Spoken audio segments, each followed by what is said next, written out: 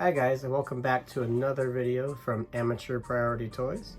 Today we're going to be looking at the Mego 8-inch Leatherface from the Texas Chainsaw Massacre. So this is the Texas Chainsaw Massacre movie that came out earlier 2022, around February I think. This was the Netflix one. You might remember it as the one that got a lot of hate when it came out, but I really liked it. I thought it was really enjoyable. And even if you didn't like the movie, I think Leatherface looks really good with that design. He's definitely one of the scariest he's ever been. So when Mego announced they were doing this figure, I was very excited because not a lot of toy companies have picked up this license. Obviously nothing from NECA, of course. And the only toy company I think that has ever done a figure for this is Hiya Toys. But I haven't picked that one up yet. I'm a big fan of Mego. I really liked cloth goods on my action figures, so this was a no-brainer for me. Really excited to take a look at it. So let's take a look at the box. So classic Mego box, 8-inch action figure, 26 points of articulation. I always love at the top, Mego just puts horror. But yeah, we know. Here you got the back. It's Marty Mego. He's on all of them. Really cool picture of Leatherface there with his chainsaw. I really like this look. I think that was so creepy. World's greatest Mego monsters. And we got some copyright information, barcode if you're looking for it. I really like Mego. One thing I will say about them is their marketing is very weird. I don't know why. Also, their distribution is very all over the place. Finding figures like this in stores, at least where I live, is like pretty impossible. I actually found this from a local vendor, and they had it for $20, which is like the regular price. So picked it up. It's another good thing I'll say about Mego is I think $20 for a figure like this is a very good deal, especially with the cloth goods. Not a lot of toy companies still do that. I'm a sucker for cloth goods, cloth capes. I really like it. You know, not every Mego figure is a hit for me, but I'm really liking the way this looks. So I'll stop gushing now and let's get him out of the box and see what he looks like. All right, so there he is. He is out of the box, and let's take a closer look. So I think he looks really, really good. If my camera will focus on his face. There you go. You can see it is very shiny and glossy like it is in the movie. It looks more glossy on camera than it does in person. You can see like here's the ear of like the mask, and like there's his real ear back here. So that's a really, really nice attention to detail that I appreciate. The eyes look really good. You can see them there in the mask. Let's see. Oh, they just look dark. Let me move one of my lights closer. There we go. Okay, let's see. So you can see his eyes in there. His teeth. Oh, that looks like might be the teeth of the mask. It's hard to tell. But the mask is a really nice color. It's got like a darker pink, and it gets more fleshy up here. Then you got the blood. You can see where the mask actually ends down here under his collar. Back of his head. His long hair like in the movie.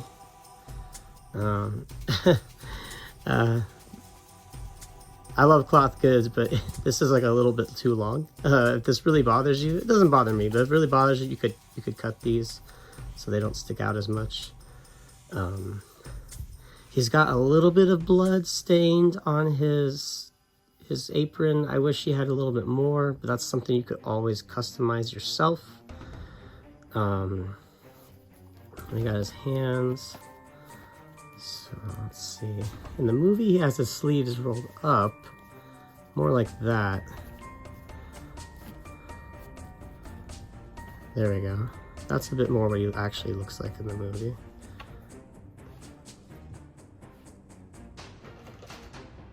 You can see here on the box what I'm talking about. He's got his sleeves kind of rolled up. But yeah, it looks really good. I will say Mego, since they've come back, they keep making their figures a little bit better each time. One big problem I used to have with Mego is their feet would always be really loose and they'd fall over very easily because of these ankle joints. This is much better. The shoes also kind of fit better. A lot of times the shoes fall off easily. I also will notice that like the hands, like these hands look so much better than some of the other Mego figures I have. And they actually match the coloring under the clothes. A lot of times they don't. So yeah, I will say, I will definitely give Mego props for that. They always seem to improve with every figure that I get. And I don't get all of them. I just get the ones that stand out to me. And this is definitely a standout. I really like the way he looks. He's very scary. But he's not perfect. So I will get to my biggest issue with him, and that is the chainsaw. So,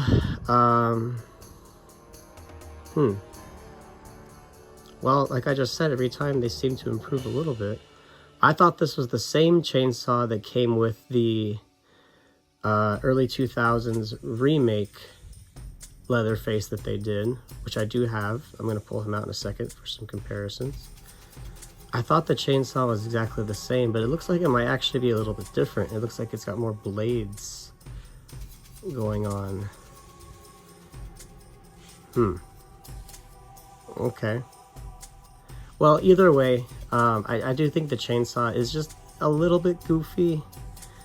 Like maybe again, just like a little bit of blood or something to make it seem less bright. Like this is a very bright yellow compared to the rest of him.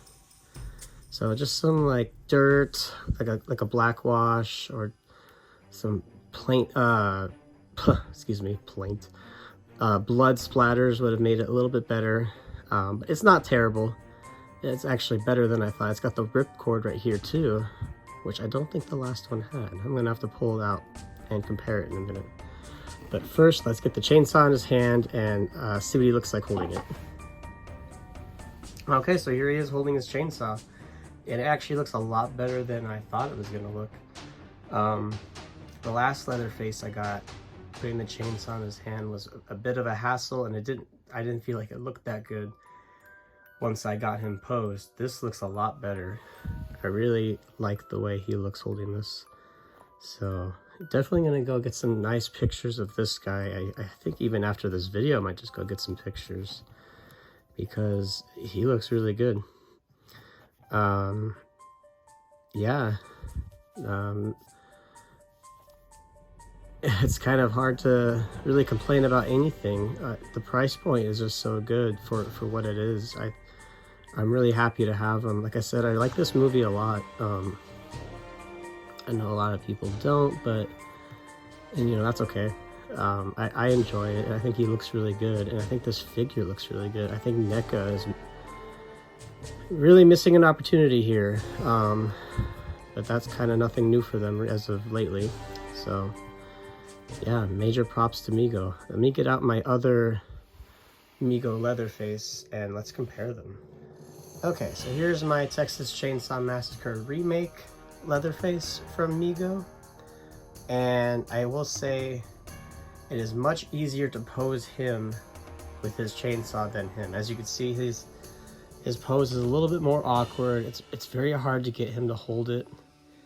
So I'll go over that in a second. I will say I thought the chainsaws were different. They are exactly the same. This one does have the blades, I just didn't remember.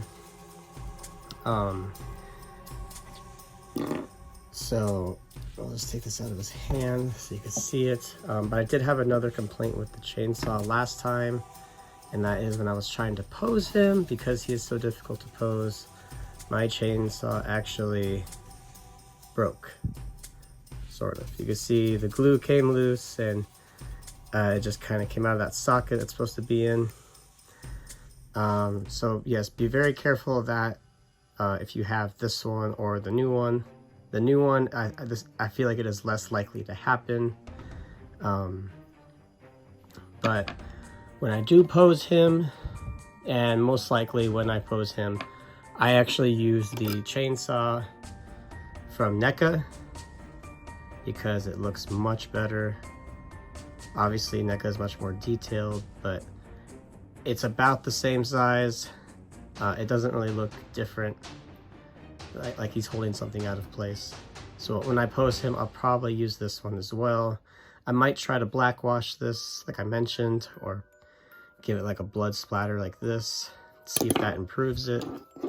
But let's take a look at the Leatherfaces, because there's actually quite a few differences. So let's get this out of his hand. First of all, this Leatherface has the old Mego hands. As you can see, it's just that very, like, it's difficult to hold anything. These hands, which I first noticed these on a Superman that I actually got. But these hands are much better for holding things. His joints are much stiffer, much better. This guy, I mean, I've used them a little bit and posed them. Like much more loose. Another thing I noticed, I didn't notice before, is this one's actually wearing like some boots. I never noticed that. He's wearing like big old cowboy boots. So this one they did not do that with. I actually like the boot look, but he's back to regular Mego, just shoes. Not that that's bad, but it does make his feet look really tiny. Let's see if I can get this to show up. Yeah, just a little, just something interesting. That's not a necessarily good or bad. Another thing that this figure has, I'm not sure how they did it, I never looked, but he's got like a belly. They just sculpted a new torso for him. He's got more of a big belly. So this one does not have that, but he is a little more lean, I think, in the new movie. He's more just like big and hulking as opposed to like tubby. But yeah, so there they are. There's the differences between the two. You can see the differences in the mask, obviously. I think this face sculpt is really good. I mean, I love this one too, but you know, they just, every now and then Mego hits it out of the park, for me at least. And I think both these figures have some really good things going for them.